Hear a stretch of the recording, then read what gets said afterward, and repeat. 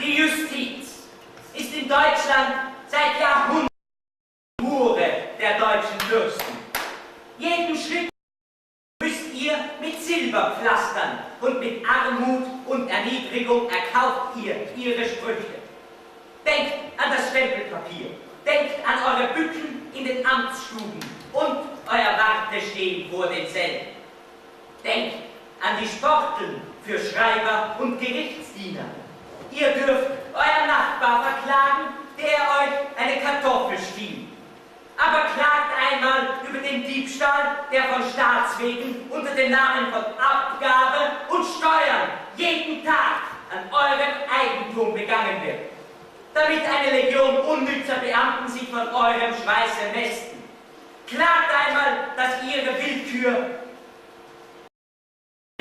überlassen und dass diese Willkür Gesetz heißt.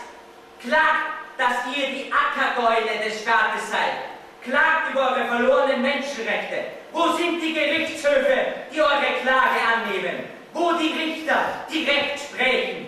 Die Ketten eurer Vogelsberger Mitbürger, die man nach Rockenburg schleppte, werden euch Antwort geben.